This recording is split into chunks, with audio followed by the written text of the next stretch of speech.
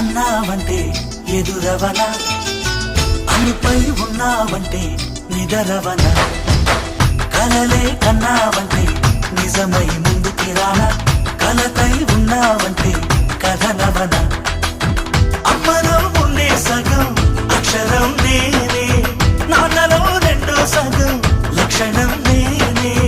అమ్మతోడు నాన్నతోడు అన్ని నీకు అన్నే చూడు, చెల్లిపోని బంధం నేనమ్మా, చిటి చెల్లెమ్మా, వెళ్ళిపోని చుట్టం నేన.